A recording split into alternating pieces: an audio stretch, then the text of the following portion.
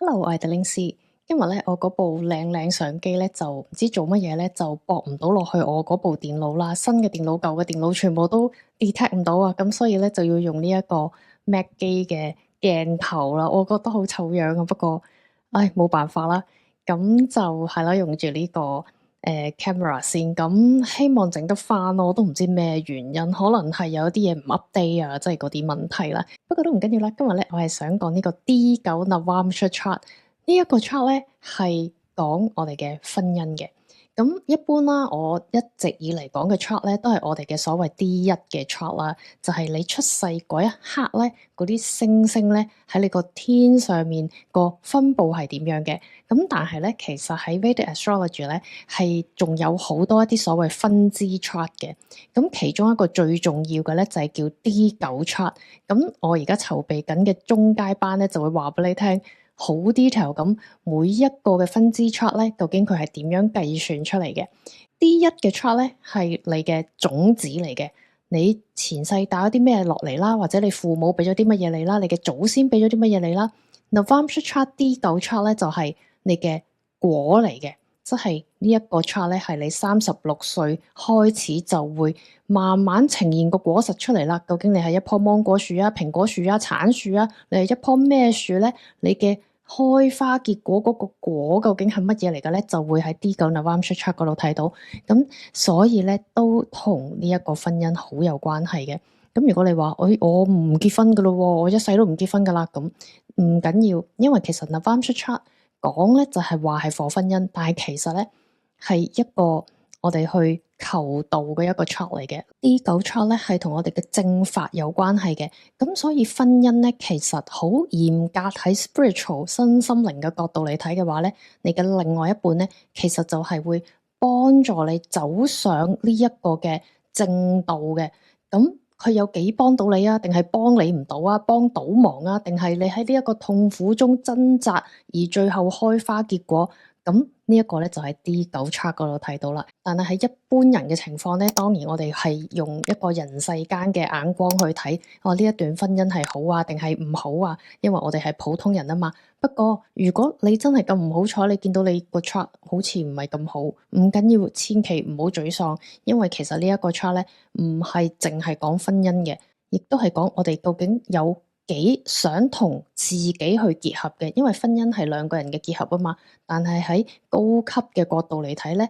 其實嗰兩個人咧都係自己嚟嘅，即係話你自己同自己個結合嘅程度有幾高咧，都係喺 D9 chart 度睇到嘅。如果你想知道自己嘅 birth chart 啦，或者你嘅 D9 chart 係點樣嘅話咧，你可以去 adelinc.com 嗰度啦，咁輸入你嘅出生年月日啦，咁咧就會睇到你自己嘅 birth chart。D1 同埋 D9噶啦，咁當然啦，如果你想揾我做諮詢嘅話咧，你都可以喺呢個 website 嗰度揾到我嘅聯絡方法啦。你亦都可以參加我嘅初階班啦。咁我中階班咧而家就係籌備緊嘅，希望就8月左右咧就可以推出。咁我而家咧就用 Princess Diana 嘅 chart 咧去演繹下究竟佢嘅 D9 chart 係點樣影響住佢嘅婚姻嘅。好啦，呢一個咧就係 adelinc.com 嘅 website 啦。咁你喺呢一度咧輸入你嘅出生年月日咧，咁你就會得到你自己嘅 birth chart 啦，同埋會有所有 D9啊，其他嗰啲分支 chart，同埋睇到你嘅 transit 嘅。咁如果大家覺得呢一個 website 係幫到你哋，係睇到你自己嘅 chart 啊，睇得好開心嘅話咧，咁就歡迎咧喺呢一個 PayMe 嗰度咧係支持下我嘅。咁咧呢度咧係有一啲比較細嘅hosting fee 啊，有啲細嘅費用啦，咁可以支持我咧營運住呢一個 website 嘅。咁呢一個 website 咧好容易睇嘅啫，咁好簡單。嗱，你中意睇中文就喺呢一度啦，英文就喺呢一度啦。咁你想參加我嘅初階班嘅課程，同埋跟住落嚟8月推出嘅中階班啦，咁可以喺呢一個課程呢度揾到啦。咁如果你想揾我諮詢嘅話咧，你都可以喺呢一度揾到我嘅。咁嗱，時間嘅關係啦，咁我已經輸入咗 Princess Diana 嘅出生嘅資料。入咗之後咧，你自己都一樣嘅啫，你會睇到你自己嘅 birth chart 咧喺呢一度出現嘅。咁呢一個咧就係 Princess Diana 啦，1961年7月出世啦，佢喺英國嗰度出世啦。咁你會見到咧呢一個咧就係佢個 chart，呢一個咧係佢嘅 D1 chart 嚟嘅，本命盤啊，中文叫。好啦，咁你點樣睇到頭先我講嘅 Navamsha chart 咧？嗱，你去呢一度咧就見到有個叫分宮盤嘅，英文咧就叫 divisional chart。咁你撳一撳呢一個先。咁你會見到有個 D9 嘅，呢個 D10、D60，咁呢兩個唔講住先。咁呢一個咧就 D9，就係講婚姻啦、法性啦，同埋你嘅靈魂嘅本質。頭先講咗啦，D1咧就係你本身呢一個本命盤啦，你本身出世父母賦予你嘅，同埋你自己前世帶落嚟，你好強烈咧係有前世帶落嚟嘅一啲嘅習慣啊、業力啊，你要喺36歲之前咧，你係要有呢啲業債嘅交換嘅。咁但係去到大概36歲啦，嚟到呢一度啦，咁你就會發覺你嘅結果個果實咧就會喺呢一度睇到啦。咁你見到呢一個咧就係 Princess Diana 嘅 Navamsha Chart，咁佢咧係水瓶座上升嘅。咁可能你又會問啦，Princess Diana 好似係20歲左右就結咗婚噶啦喎，咁呢個 chart 36歲，佢好似都係36定37咁樣係離開咗人世噶啦。但係其實一樣 active 嘅，因為佢呢一個 chart 咧係同婚姻有關噶嘛，所以佢20歲結咗婚，佢其實就提早咗 activate 呢一個 D9 嘅 chart，其實咧係太過，你可以話係太過早嘅，所以好多時 Vedic Astrology 咧係鼓勵大家咧係土星回歸之後先去所謂結婚嘅，因為喺身心靈喺呢個領域睇婚姻咧，其實就唔係講緊一男一女，其實係講緊真係自己同自己嗰個結合嗰個渴求究竟有幾強嘅。所以如果你太早結婚啦，即係譬如你19啊、20啊、21、22咁樣結婚咧，好可能你其實自己唔夠成熟，好多舊嘅業債啦、前世嘅業債同父母嘅業債，你可能都未開始還，你已經孭咗一個新嘅業債，就係你嘅另外一半上嚟啦。咁你係未夠一個成熟度咧，去處理你呢一個 Navamsha chart 啦，或者你之前嗰個 D1 嗰個 chart 啦。咁所以 D1 個 chart 咧，唔係話你老咗之後 D1 個 chart 就會唔見咗嘅，一樣嘅。有啲人咧，你會覺得自己同 Navamsha chart 咧係更加似嘅，有啲人就覺得 D1 chart 咧係會比較似啲嘅。不過都唔緊要，喺呢個 case 咧，就算阿 Diana 係20歲結婚又好，36歲先結婚都好啦。一樣嘅，一樣都 apply 嘅，因為佢係真係早咗，好早就結咗婚啦。咁所以你呢一個 Navamsha chart 咧，呢一度一樣 active 嘅。你一結咗婚咧，你第7個 house 啦，D1嗰個 chart 啦嘅第7個 house 咧就會好 active 噶啦。嗱，佢嘅 D1個 chart 啦，佢嘅第7個 house 婚姻呢一個嘅 house 咧就係金牛座，金星喺呢一度，所以佢嘅另外一半啦係一個王子啦。俾到好多金銀珠寶俾佢啦，因為金牛座係金銀珠寶啊嘛，金星係愛情啊嘛。Prince Charles 一開始相信都俾到一啲愛情佢，金銀珠寶唔使講啦，好多靚嘅嘢唔使講啦，皇宮嗰啲唔使講啦，係俾足噶啦其實。所以佢呢一個 chart 咧，佢 D1呢一個 chart 演化出嚟咧，佢的確係算係嫁得係唔錯嘅，係幾好嘅。咁但係你去到呢一個 D9呢一個 chart 咧，就睇到佢一個表面幾唔錯嘅一個金牛座金星，哇！即係星光熠熠嘅一個另外一半啦。再切入去睇，究竟佢嗰粒種子最後生出嚟嗰個果實係點樣咧？就係佢嘅婚姻真正嗰個婚姻係乜嘢嘅情況啦。咁如果你睇 D9啦呢個 chart 嘅時候咧，第一一定咧係睇個 Lagna 先嘅。咁你見到個 Lagna 啦係水瓶座，水瓶座咧係最 karmic 嘅一個星座嚟嘅。水瓶座啦，天蠍座呢兩個星座咧係最多業債嘅糾纏嘅星座嚟嘅，所以佢嘅 D9 chart 啦，個 Lagna 係水瓶座咧，已經預示到佢個婚姻咧係唔會簡單嘅。跟住呢一度啦，係一個 public 嘅 house 啦，即係一個公開公眾嘅 house，業力交換嘅 house 係天蠍座。咁所以你可以話，逢係水瓶座上升嘅人咧，佢都會喺一個公開嘅地方咧，有好多業力嘅交換嘅。咁所以我哋係擘大眼睇住佢當時同查斯王子嘅婚姻嘅糾纏啊、相愛啊、嗌交啊、離離合合啊，我哋係好公開地睇到佢兩個嗰個情況嘅。所以呢一個對戴安娜王妃嚟講咧，係非常之卡密啦，或者係一個非常之痛苦嘅一件事嚟嘅，因為天蠍座本身就係痛苦啊嘛。咁講翻佢個婚姻啦，就係水瓶座。水瓶座咧係講集體意識嘅，即係話咧佢嘅婚姻注定咧係好多人集體意識裡面嘅一個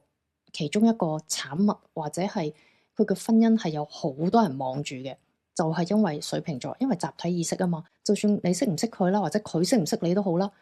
都有好多人望住佢嘅婚姻嘅。咁呢一個咧係令到佢嘅婚姻係唔係兩個人甜甜蜜蜜嘅事。即係如果係我哋普通人嘅 chart 咧，你見到水瓶座上升嘅話咧，好有可能你個婚姻咧唔會係二人世界嘅，可能係好多人會俾壓力你啊，或者會注視你啊，會望住你啊，會講好多嘢係關於你嘅婚姻嘅。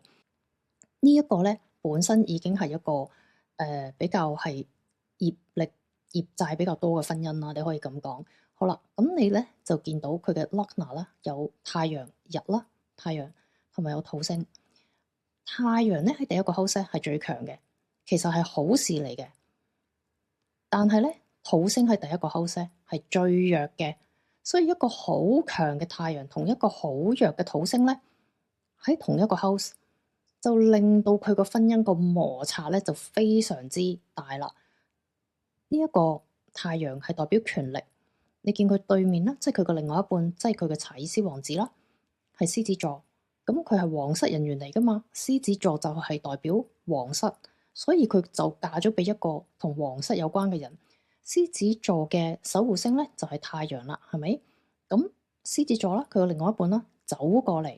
太陽。咁所以我成日都話，如果第七個 house 嘅守護星過咗嚟第一個 house 嘅話咧，即係代表對方咧會嚟揾你嘅。咁好多時我哋一般人就話，哇，咁啊好啦，即係對方追我啦。係，但係喺佢呢一個情況咧，就係對方係追佢啊，定係對方只不過係尋求佢去完成一啲嘅工作咧？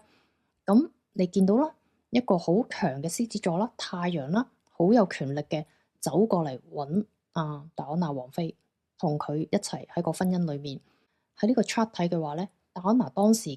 嘅婚姻咧結婚啦係頗為被動嘅，因為係對方走過嚟啊嘛。而仲有個土星咧係食住嘅，土星頭先講咗係弱啦，而土星啦係水瓶座嘅守護星。你可以話咧呢個婚姻咧佢係被困住咗喺佢呢一度嘅，佢係困死咗喺呢一個婚姻第一個 house 呢個 Lagna，因為獅子座走過嚟食住佢啊嘛。而土星喺自己水瓶座自己裏面啊嘛，即係自己喺自己裏面，咁佢咧就係俾一個集體意識啦，同埋呢一個嘅皇室啦，係困住咗喺一個窿裏面嘅。而點解會係一個窿咧？你見到下面睇翻啲星宿啦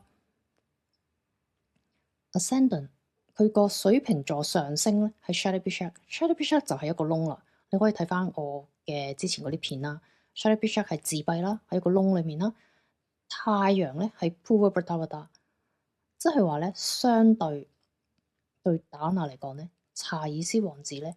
係一個雙面人嚟嘅，係即係相對啦。即係我唔係話查爾斯王子係一個雙面人，只不過係喺佢個婚姻裏面咧，查爾斯王子咧係一個雙面人嚟嘅，因為呢一個太陽落咗喺 Purva Bradavada，你睇翻我之前嗰啲片，所以我會覺得佢嘅婚姻最致命嗰樣嘢咧，就係太陽係 Purva Bradavada，而呢一個太陽仲要咁啱咧，就係代表第七個 house，就係佢嘅另外一半。呢一個係相當致命嘅，即係我唔係話佢個車禍，係講緊佢婚姻裡面令到佢有一個非常之致命嘅打擊。而因為雙面人啦，所以查爾斯王子係有兩個。一個太太啦，同埋另外一個卡美拉啦，係佢另外佢自己愛嘅人，所以相對戴安娜嚟講咧，佢嘅查爾斯王子咧就係一個雙面人啦。好啦，咁第一個 house 咧就奠定咗佢婚姻大概個方向咧，就係咁樣，係有少少不幸嘅喺佢個情況。咁我哋睇下喺呢個不幸嘅婚姻裏面，究竟有冇些微嘅愛情啦？咁其實又唔可以話完全冇嘅，因為你見到佢個金星啦，係代表愛情啦，代表佢嘅 cash flow 啦，喺第十二個 house。第十二個 house 咧，其實係代表你喺一個屋企嘅話，就係代表你嘅睡房啦，你嘅床上活動啦。咁通常金星或者水星喺呢一度咧，即係代表其實都係開心嘅。咁你可以話佢關埋門，其實兩個應該都曾經有過一啲甜蜜嘅時候啦。當然，戴安娜王妃佢另外都似乎有其他嘅男朋友啦，咁都可以話佢其實都幾享受一個愛情甜蜜嗰一種感覺嘅，而佢都有得到嘅，未必真係完全喺個婚姻裡面，因為呢個係第十二個 house 啊，因為第十二個 house 除咗係講睡房啦，亦都係講遙遠的他方噶嘛，咁即係佢遠離呢一個皇宮呢一個是非之地咧，咁佢喺出邊可能都尋求到某一種嘅愛情嗰一種感覺啦，咁但係你要見到咧，山羊座佢嘅守護星都係土星嚟嘅，都係走咗嚟呢一度嘅。咁即係話，就算佢喺出邊點樣去有啲所謂婚外情啊，有啲男朋友啊，享受咗一啲嘅愛情嘅感覺都好啦，佢都係會被拉扯翻入嚟呢一個婚姻裡面呢一個窿裡面，即係佢係走唔甩嘅，佢一直都喺呢一個窿裡面咧係走唔到嘅。咁亦都可以睇下佢個天秤座啦，因為天秤座係講結合啊、婚姻啊，咁你見到佢個月亮喺呢一度嘅，佢個月亮咧喺 Swati 嘅。咁你會發覺咧，嗱，月亮喺天秤座啦，Swati，咁即係話其實月亮係同意淫有關嘅，即係話阿 Princess Diana 喺個婚姻裡面啦，佢係成日意淫或者佢係好希望得到愛情嘅，因為天秤座就係同愛情有關啊嘛，亦都係代表平等啦，佢需要一個公平嘅婚姻啦，即係你係我嘅丈夫，你要翻嚟我身邊。你唔可以出邊一個我喺呢一度，佢係接受唔到嘅，因為有時有啲所謂皇室人員係可能會因為嗰個政治婚姻啊，或者各種原因啦，係忍受到一個譬如國王啊，或者係王子啊喺出邊有其他男女朋友，佢哋會忍嘅。但係喺 Princess Diana 嘅情況咧，佢係忍唔到嘅，因為佢嘅月亮係天秤座，天秤座就係講緊公平公正，我要一個完全二合一。你同我兩個人嘅結合，咁佢有乜可能會忍受到咧？仲有呢個係第九個 house，第九個 house 係代表宗教，即係話佢呢一個思想、呢一個諗法、呢個信仰啦，佢係深深地相信婚姻係一男一女，完全係唔可以容忍有第三者介入嘅。咁所以呢一個嘅執着啦，佢對婚姻嗰個執著啦、公平啦、嗰個結合啦。係都幾強嘅，咁但係我又覺得佢又未至於去到戀愛腦嘅，因為咧天秤座咧唔係好戀愛腦嘅，有時係呢個金星喺雙魚座個戀愛腦係會比較強啲，雙魚座喺呢一度啦，咁但係佢個金星喺第十二個 house，第十二個 house 本身都係一個雙魚座嘅 energy，所以都有少少，但係我覺得佢嘅戀愛腦唔算太過嚴重嘅，因為佢呢一度仲要係山羊座，山羊座係代表一個機構啊嘛。即係話佢戀愛得嚟咧，佢都係有一個機構或者一個 structure 一個架構咧，係框住佢。佢係可能有個婚外情或者做過啲唔知乜嘢，但係其實佢都已經係好克制喺一個痛苦嘅婚姻裏面。其實佢已經好克制地去享受佢一啲嘅可能係唔係咁好嘅外邊嘅愛情啦。而佢亦都係一直都希望佢呢一個婚姻啦。同佢個另外一半啦，係可以有一個公平公正嘅結合，而唔係要佢去忍自己個丈夫會有其他嘅女人咁樣嘅。咁我哋都可以睇一睇啦，佢呢一個嘅代表丈夫嘅木星啦，因為木星係智者智慧啊嘛。我哋喺 Vedic Astrology 咧，就用一個智者去代表我哋嘅丈夫嘅。你希望你嘅丈夫係一個智者嚟嘅，咁所以係木星。咁呢個木星咧係翻轉頭嘅。咁其實呢個木星喺白羊座都係 OK 嘅，唔係差嘅。但係因為佢係逆行翻轉頭，即係有可能呢個丈夫咧就係唔係太穩定，即係佢會係走咗去啦，翻轉頭，走咗去啦，翻轉頭，即係佢唔係話完全可以俾到一個安全感俾呢一個嘅月亮，係咪？因為木星而家係咁樣射過嚟，係射住月亮啊嘛，所以其實佢呢個丈夫啦，應該係可以俾到一個好穩定嘅情緒支援啦，俾阿 Princess Diana 嘅。但係因為佢逆行啊，所以佢有時會俾到佢，但係有時就會走咗去喎。咁走咗去之後，佢個月亮咪會覺得冇 support 咯，即係覺得好似咦你去咗邊度啊？唔見咗，原來木星咧就翻轉頭去咗雙魚座。咁雙魚座其實係木星自己地方嚟嘅喎。記得咧，雙魚座嘅守護星亦都係木星嚟嘅，所以木星咧一翻轉頭咧，佢翻返去自己嗰個屋企，咁佢就會覺得喺呢一度咧，就係比喺白羊座咧係會舒適啲嘅，所以佢就出咗去之後咧，佢要翻嚟啦，出咗去啦就翻嚟啦。木星喺雙魚座啦，亦都係代表一啲所謂苦行僧嘅，因為咧人馬座嘅守護星係木星啦，雙魚座嘅守護星都係木星嚟嘅。人馬座嘅木星咧係比較係神父啊，係高高在上啊，會着靚衫嗰啲祭司嚟嘅。但係喺雙魚座嘅木星咧係苦行僧嚟嘅，即係話係好似望落去可能係好普通嘅，可能好似係冇着衫嘅污糟邋遢嘅，原來嗰個咧係一個好大嘅聖人嚟嘅。咁所以木星咧喺雙魚座咧分分鐘係會乜嘢都冇晒嘅。咁所以當時個查爾斯走咗去嘅時候咧，都見到佢就算身敗名裂咧，佢都要走去卡米拉嗰邊嘅。即係當時嗰個情況，佢都查爾斯王子都係非常之固執地係要走去卡米拉嗰邊嘅。佢係完全走咗去之後咧，係完全呢個木星係射唔到去呢個月亮啦，去穩定Princess Diana 嘅情緒。而你見到呢個月亮咧，就係一個所謂寂寞嘅月亮啊，因為咧呢個月亮咧呢一度啦係 K2 啦。K2 本身唔係一個真正嘅星體嚟噶嘛，K2 係一個陰影嚟噶嘛。咁呢一度處女座咧係冇星星嘅，咁呢個月亮咧就好 lonely 啦，即係好寂寞咁咧，飄咗喺第9個 house，所以佢成個婚姻咧係寂寞嘅，即係佢喺呢一度月亮，佢意淫日日意淫嘅愛情啦，佢想要嘅公平嘅婚姻啦，係冇人 support 佢嘅，係冇人支持佢呢樣嘢，你可以咁講。而佢喺呢一個第10個 house 公眾嘅 house，人哋點樣睇佢嘅婚姻呢？都係 K2 代表疏離啦，代表切割啦，代表一啲係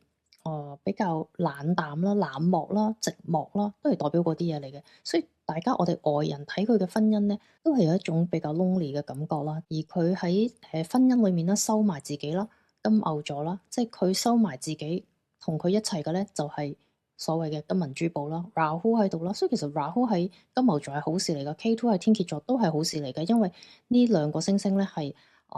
喺自己最好嘅地方啦。但係Princess Diana 喺個婚姻裏面閂埋門，佢得到好多嘅金銀珠寶啦。但係佢喺公眾出邊咧，佢係寂寞嘅，即係其實佢擁有好似好多物質嘅嘢啦，但係佢喺個愛情呢一度咧係非常之寂寞嘅。咁喺呢個 chart 咧都係睇到嘅。咁呢個木星啦，其實都射住呢一個嘅水星啦。亦都射住呢一個嘅獅子座啦，即係呢一度係同婚姻另外一半有關。咁所以雖然佢婚姻當然係唔算係太好啦，都好痛苦啦，但係你都可以話佢個婚姻咧，某程度咧都有木星咁樣射住咧，亦都可以話係所謂拉上補下啦。因為佢個婚姻的確係幫佢帶嚟咗非常之大嘅知名度啊，非常之大嘅財富啊。甚至乎非常之好嘅聲譽啦，因為大家都覺得佢係一個人民嘅王妃啦。咁所以咧，我哋自己睇自己個 chart 嘅時候咧，就要睇一睇你啲9 chart 啦，個 Lagna 啦，究竟個狀態好唔好啦？如果呢一度嘅狀態係好好嘅，譬如係有木星喺度啦。或者係有金星啊、水星啊都 OK 嘅，即係啲吉星喺呢度咧會好啲嘅。咁或者你嘅上升嘅星座唔係水瓶座，亦都唔係天蠍座，都會好啲嘅。即係唔一定嘅，好難講嘅。因為有時你可能有愛情咁，但係可能又有其他問題啊。有時可能你嘅婚姻係好鞏固，係一個政治婚姻，你可能享受咗好多金銀珠寶，但係原來個愛情又爭咁啲啊，即係好多好多嘢嘅。咁所以如果你想知道自己個 chart 係點樣嘅話咧，咁就首先睇咗 Lagna 呢一度先啦。如果呢一度係有木星啊、水星啊、金星啊啲吉星喺度嘅話咧，出嚟嘅效果就比較好啲啦。咁如果呢個 Kendra 啦，即係1、4、7、10呢四大支柱啦，係有吉星嘅話咧，都係好事嚟嘅。譬如你見到 Princess Diana 啦，佢係冇吉星嘅。太陽其實係惡星嚟嘅，土星就更加惡啦，因為佢係業債之星啊嘛。Rahu K2 都係惡星嚟嘅，所以你見佢成個婚姻咧都係偏比較係惡啦，或者係有啲比較痛苦少少嘅。咁佢啲吉星咧就出晒去其他地方，咁所以個 support 又少咗啲啦。咁如果你個木星啦、金星啦，係放得好嘅話咧，咁當然有加分啦，因為木星就係代表你嘅丈夫啦。而金星咧，如果你係男士嘅話咧，就代表你嘅太太啦。但係男女都好啦，金星係代表你愛情嗰個質素係如何嘅，因為你個婚姻裏面你嘅愛情係足夠嘅話咧，你個滿足感啊更加大啦。咁第11個 house 咧就係代表你婚姻裏面嗰個滿足度有幾高啦。咁你見到咧，佢嘅水星咧喺逆行29度嘅，咁你睇翻嗰個星宿啦、水星啦，係 Uttar Ashada。Uttar Ashada 咧係你可以睇翻我之前講星宿嘅片啦，佢呢一個咧係冇另外一半嘅一個星宿嚟嘅，咁所以就令到佢咧喺呢一個婚姻嘅滿足度裏面啦，個感覺咧都係一個人嚟嘅。咁你睇翻我之前嘅影片係有講嘅，佢係一個比較係強悍嘅一個星宿啦，就係因為太強悍啊，即係如果係 D9 Navamsha Chart 咧就一段好嘅婚姻咧，就希望多一啲比較溫柔啲嘅星宿啦，或者啲吉星咧，就希望佢哋擺得更加好啲啦。咁咧就令到你嘅婚姻咧係會更加比較暢順啦。但係咧好多時呢啲 chart 咧都係可遇不可求嘅，大部分人嘅 chart 咧都係岩岩慘慘啦，你可以咁樣講啦，好正常，因為你見到有咁多可能性啦。即係譬如佢個 chart 佢個婚姻係咁痛苦，但係其實你諗下佢萬人景仰嘅，咁所以有時好難講嘅。所以咧，如果你見到自己有啲乜嘢，你覺得哇好似好好喎，咁平常心啦。如果你覺得哇好似唔係好好喎，都平常心啦。其實唔一定嘅，同埋睇 chart 呢啲嘢咧，好睇經驗嘅，亦都好睇直覺嘅。咁如果你自己睇到一啲乜嘢，你覺得哎呀好驚啊，咁其實唔使驚嘅，係好多人都會有一啲岩岩慘慘嘅 chart，但係出嚟嘅效果咧又唔錯嘅。咁亦都好睇你個月亮啦，你點樣去諗啦？你點樣喺一個水深火熱嘅婚姻裏面點樣爬出嚟啦？因為其實婚姻講來講去咧，係你自己同自己嘅婚姻，你同你自己有幾 friend，你自己同自己個搏鬥有幾大。如果你同自己係覺得 OK 嘅 friend 嘅平常心嘅，咁你嘅 Navamsha Chart 咧，就算啲嘢擺得唔係咁好咧，你出嚟嘅效果咧，可能都唔會好差嘅，所以唔使擔心嘅。咁呢一個咧就係 D9 Chart 點樣睇我哋自己嘅婚姻啦，或者我哋嘅下半世大概係點樣咧，就係咁樣睇噶啦。咁好啦，如果大家喜歡呢一類型嘅 topic 咧，記住 subscribe、like and share 啦。咁有啲乜嘢 topic 你哋想我講嘅話咧，都可以喺下面留言話俾我聽嘅。下一條片再見啦，拜拜。